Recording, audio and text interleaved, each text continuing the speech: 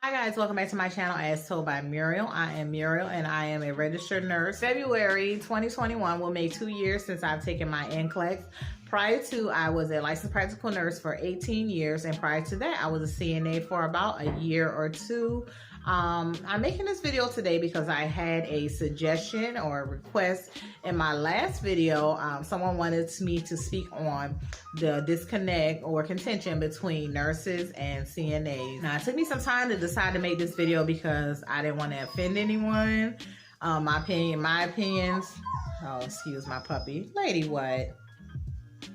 My opinions are my opinions is what I see from working in the field in the healthcare field for like the last 21, 22 years. Everyone may not agree. Some may agree and not want to admit that they agree. But so I said, well, let me go ahead and make the video because it's not all, peaches and cream.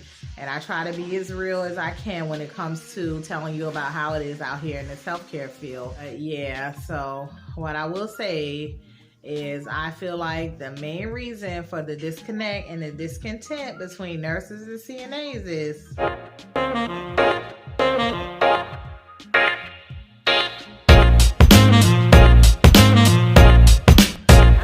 the disconnect between nurses and CNAs really is basically attributed to neither one feels like the other is doing their job or pulling their weight or helping each other. I noticed when I was a CNA, like I said in a previous video, I've come in before on a job and had XYZ, a number of patients, which was ridiculous. But I just got in and I got the job done. And I was so busy. Really, when I was a CNA, I never took the time to look at what the nurses were doing or weren't doing. Now, mind you, when I was a CNA, I never consistently stayed in that job role. Like, I would work sometimes for like 3 to 4 months, then I'll quit. I was young. I was probably like 19 when I became a CNA, 18, 19. I would work for like 3 or 4 months and then I would quit, and then I would go do something else in another field. Then I would come back, work, quit, and eventually I entered school to become a nurse. So, I never really paid attention to what the nurses were doing. I really didn't know what their job descriptions were. Like I said, I didn't even really know anything about the field of nursing until I became a CNA. I just knew what my job was, and I was trained by, I consider them some of the best CNAs that I have ever encountered in all of my 20 years of healthcare now. I still consider them some of the best CNAs that I have encountered. And so I really didn't have too much of an issue with the nurses on the floor. I was mainly just trying to get my work done. But I noticed once I became a nurse, one of the problems is with me being a nurse is I became a nurse in one of the facilities that I worked as a CNA. And sometimes you get a little bit of pushback because the people that you work with who you were basically on the same level as work-wise, you are now their, you might as well say, supervisor.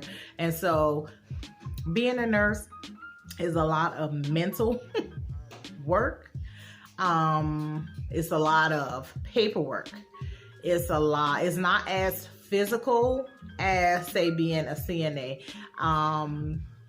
There is some physicalities to it. And if there is physicalities to it, it's mainly when you're assisting your aides. Being a CNA is more physical.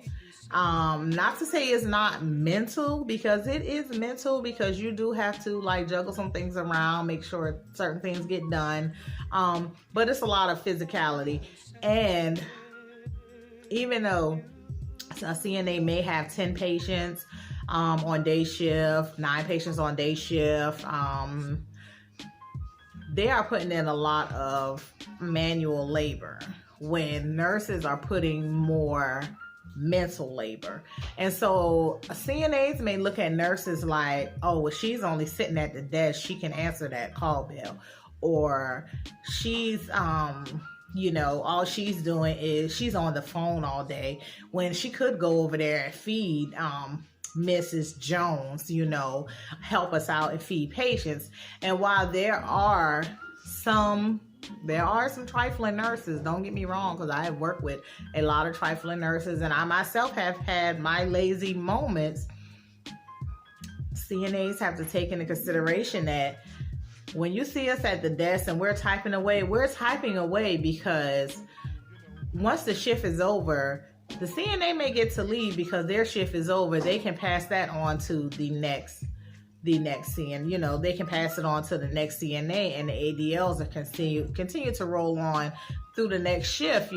But for a nurse, if there's some documentation that we didn't do, we can't leave until that documentation is done. Now, some can come back the next day, do a late entry, but we can't leave until certain documentation is done.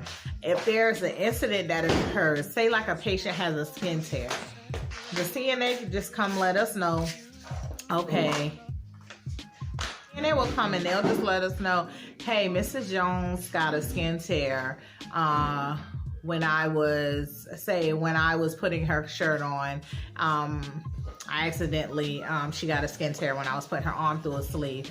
Okay, that may be a skin tear to the CNA, but to us, we see at least 10 pages of paperwork behind that skin tear. At least in 30 minutes to 45 minutes worth of charting behind that skin tear. Not even to mention the fact that we have to go and now, treat the skin tear. So some things that are simple, that may seem so simple, CNAs have to take into account that even though it's something as simple as a skin tear, or it may be a fall with no injury, to a nurse, that's like an hour more worth of work, and so that's why I say it's a lot of paperwork and it's a lot of mental work on top of the medication that you have to pass. On top of the calls you have to take, on top of the labs you have to report to the doctor, on top of let's say the in-services you have to attend, on top of the on top of the conflicts you have to resolve between, the CNAs on the floor. So nurses do a lot that may seem like, sometimes CNAs don't understand. It's a lot more than we're just passing medications to these patients. And in reverse, us as nurses, sometimes we look at CNAs and we'd be like, they so lazy. Like, they could have brushed Mrs. Smith's hair today, or they so lazy. Why are they giving Mr. Jones, why are they feeding him so late in the day? Or why haven't they made it here to change Mrs. Hancock? It's 10 a.m. and they haven't even been in the room to change, to look at Miss Hancock. Or we may look at it like, it's already 10 o'clock. Why hasn't anyone, been in to bathe Mr. Hancock? We have to take into account, okay, let's be honest, these facilities are extremely short. I was always told was like ratio on day shift is like 9-to-1 ratio. The ratio for evening shift, from what I was taught or know or whatever, is 13-to-1. On 3 to 11, and the ratio on night shift is 22-to-1. Okay, so let's say day shift, you take into account that sometimes there are no baths done on day shift. So out of the 9 patients, no baths were done on night shift. So that CNA has 9 baths to do that morning.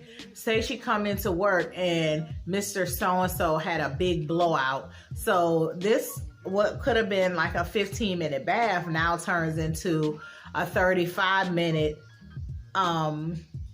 bath, changing linen, so things happen that can throw that CNA back. And sometimes nurses, we don't really know all the time what occurred and what's going on or what the CNA has to do throughout the day.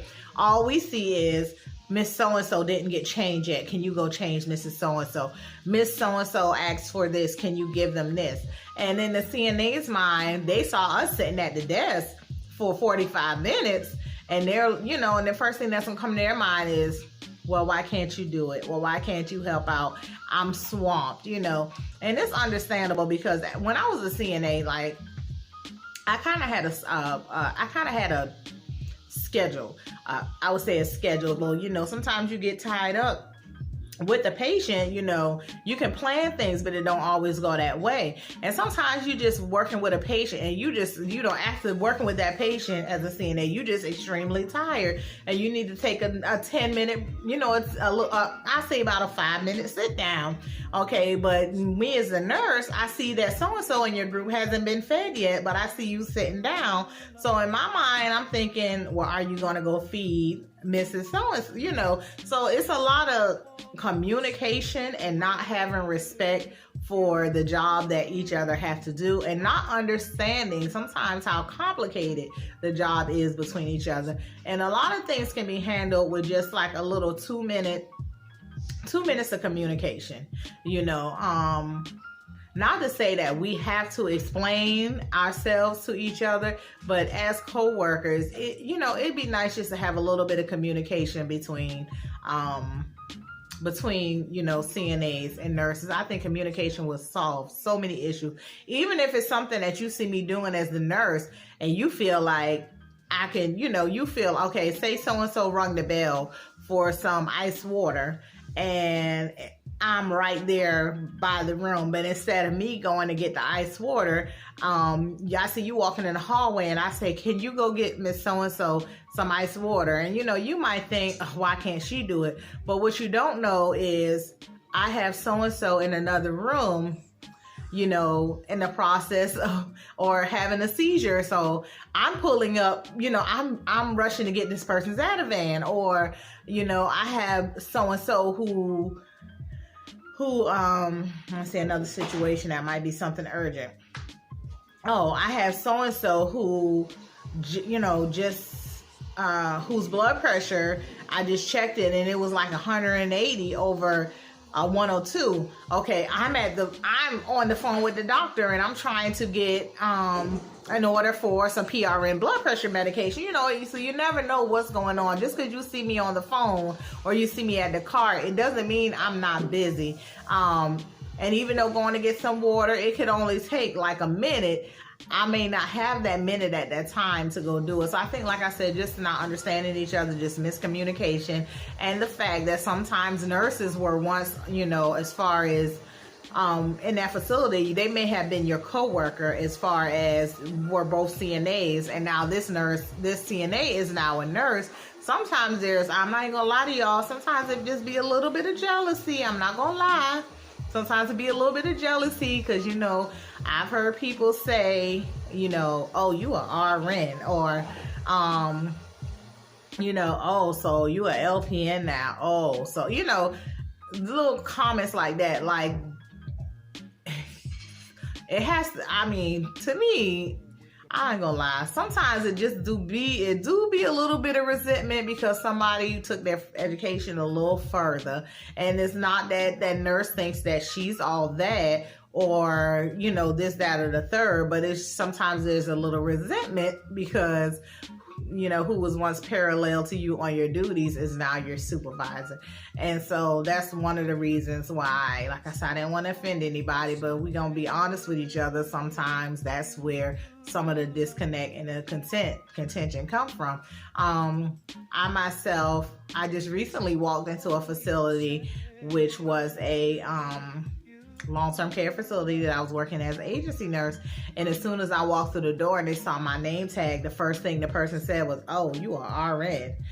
And I was like, I didn't say anything because, I didn't know what to say. Yeah, I'm a RN. Yeah. And being an RN, I don't think that makes me any better than an LPN. Y'all know I was an LPN. You guys out there, but this person didn't know I was an LPN for 18 years.